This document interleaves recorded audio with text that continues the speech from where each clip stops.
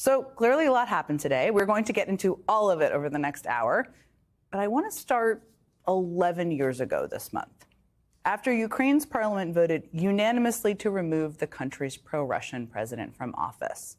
Vladimir Putin's forces invaded eastern Ukraine with a force known at the time as the Little Green Men, and claimed that part of Ukraine was actually a part of Russia. You probably remember it, and I remember it well because I was the spokesperson at the State Department at the time. I also remember well Republicans being quite united in their opposition to Putin's aggression and vocal about it. They were also pretty united in their anger they felt and vocalized toward Democratic President Obama for doing what they felt was not enough to help the Ukrainians. And one of the Republican senators who stood up at that time to make the case very passionately to Americans about why they should care enough about aid to Ukrainians to have it delivered was someone you may recognize. And we should always stand on the side of the vulnerable and the oppressed. Vladimir Putin's recent invasion of Ukraine is a clear challenge to these principles. Some ask, why is this our problem?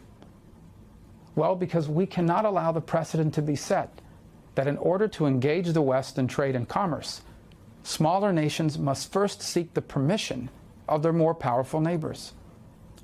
President Obama talks tough about Vladimir Putin, but his actions have not gone far enough to change Putin's calculation that the benefits of his aggression outweigh the costs.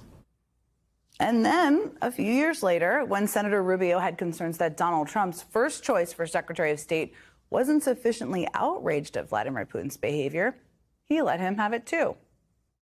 Mr. Tillerson, do you believe that Vladimir Putin and his cronies are responsible for ordering the murder of countless dissidents, journalists, and political opponents? I do not have sufficient information to make that claim. Are you aware that people who oppose Vladimir Putin wind up dead all over the world, poisoned, shot in the back of the head? And do you think that was coincidental, or do you think that it is quite possible, or likely, as I believe, that they were part of an effort to murder his political opponents? That was then, not that long ago. Senator Marco Rubio laying out the stakes pretty perfectly, I will hand it to him.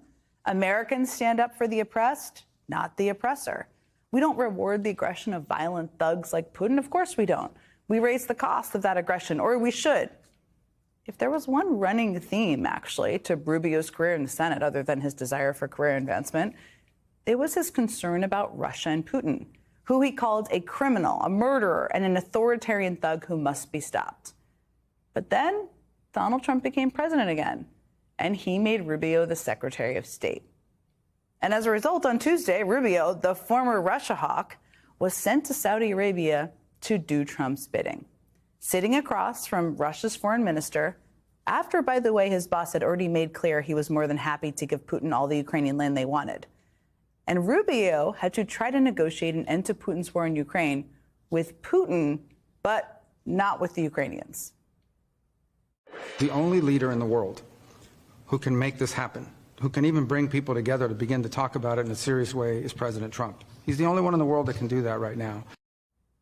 Quite a claim, the only one in the world. But even as Rubio was at that table, Trump was making pretty clear where his allegiances actually were. I mean, he called Ukrainian President Zelensky a dictator without elections, falsely accusing Zelensky of starting the war in which Russia invaded his country. Just wrap your head around that. He claimed Zelensky was suspending elections because his approval rating was only 4%, which, by the way, is so far off. A recent poll showed Zelensky's approval rating was actually at 57%.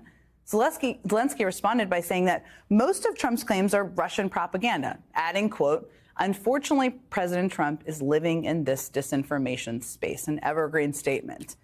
But none of this shouldn't come as a big surprise, because all of this, the U.S.-Russia summit, Trump's ranting against Ukraine, all of it really comes just days after Trump had his first phone call back in the White House with none other than Vladimir Putin. Now, Trump did send his Ukraine envoy, retired General Keith Kellogg, to Kyiv to meet with Zelensky today. But then their planned joint news conference after the meeting was abruptly canceled, with basically no clear reasons given at all. So it's clear what Trump's idea for ending this war is. Reward the violent dictator who started it, and demonize the democratically elected president of the country that was invaded.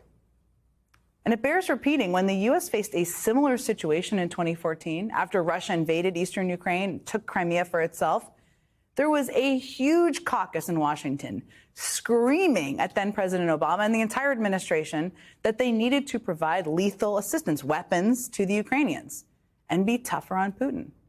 And it was dominated by Republican Russia hawks like Rubio and Senator Lindsey Graham.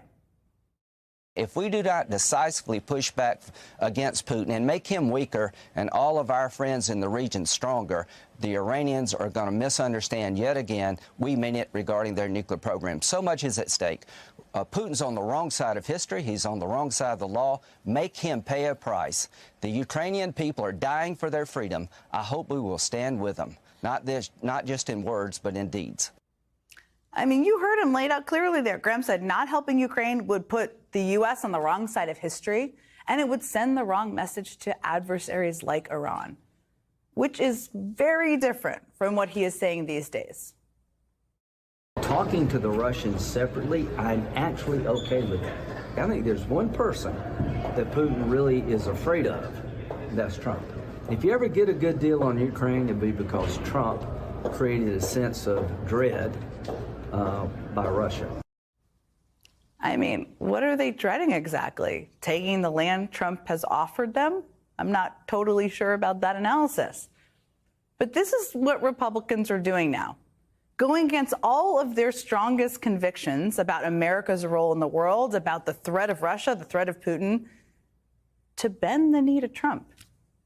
It reached a climax today when National Security Advisor Michael Waltz dodged some pretty straightforward questions from reporters about Trump blaming Zelensky for the war and about Waltz's own past statements to the contrary. Who does he think is more responsible for the Russian invasion of Ukraine, Putin or Zelensky? Well, look, his goal, Peter, is to bring this war to an end, period. And there has been ongoing fighting on both sides. You wrote in an op-ed in the fall of 2023 that, quote, Putin is to blame, certainly like al-Qaeda was to blame for 9/11. Mm-hmm. Do you still feel that way now, or do you share the president's assessment as he says Ukraine is to blame for the start of this war? Well, it shouldn't surprise you that I share the president's assessment on all kinds of issues. What I wrote as a member of Congress was as a former member of Congress. Look, what I share the president's assessment on is that the war has to end. This is a president of peace, and who here would argue against peace? Okay, so you do. Turns out there's an op-ed for everything. That's how Republicans play the game now. The game of basically, how do I please our dear leader? The problem is, this is not a game at all. I mean, Trump is openly taking the side of a dictator against an oppressed American ally. Millions of Ukrainian lives are at stake, and that's just the beginning. This is having a broader impact on the world. It could have one. It gives Putin a green light to carve out a new empire, and he might decide that includes Poland or Latvia or Estonia, NATO allies that America is still theoretically sworn to protect. But what are those promises worth now? I mean, that's the other question. It's also a bad sign for our domestic politics. It's an indication of just how willing the Republicans are to go against their own long-held and publicly stated political convictions, to back Trump when he's at his most erratic and self-serving. And if they'll bend on this, what else are they going to be willing to bend on? Democratic Senator Chris Coons of Delaware sits on the Senate Foreign Relations Committee, and he joins me now. Senator Coons, I just wanted to start by asking you, when you hear how Secretary Rubio and Senator Graham are talking about Russia now, given what they've said in the past, what do you make of that? Look, I think you framed it well, Jen, which is that President Trump is the one who has made a dramatic departure from our previous positions as a country. And by suggesting that Zelensky is responsible for Russia's invasion of Ukraine, by denouncing Zelensky as supposedly an illegitimate dictator, President Trump is completely reversing, standing on its head, the positions that my Republican colleagues have held for years. With the additional announcement this week that Secretary Hegseth is calling for 8% across-the-board cuts to defense spending for the next 5 years, I'll be interested to see how they turn themselves into a pretzel to somehow suggest that that advances peace through strength. They certainly are becoming good at turning themselves into pretzels. I'll give them that. There seems to be this argument. You have sat at the negotiating table. I have been at the negotiating table. But they are making this argument that if you give Putin the parts of Ukraine he wants and also pull back assistance to Ukraine, that will put Putin in a tougher point of negotiation. That does not make any sense. But explain to us what you make of that argument. So folks who are working for President Trump, who is allegedly a great deal maker, I think he wrote a book called The Art of the Deal, ought to go look in that book and see if there's anything in there that suggests the best way to negotiate is by giving away your major points right up front. Obviously, this isn't how Trump and Hegseth and Waltz should be negotiating with Putin. Putin is a murderous thug. He's a gangster and a KGB agent, and they all know it.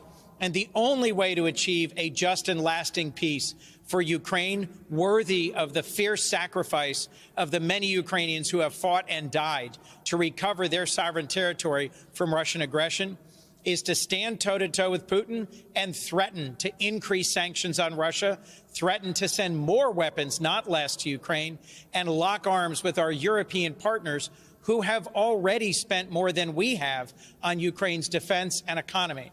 If he did that, Trump would show that he understands how to achieve peace through strength. Instead, what he's doing so far is going to lead to chaos through weakness. And if he, in fact, betrays Ukraine, he will be the biggest loser of the 21st.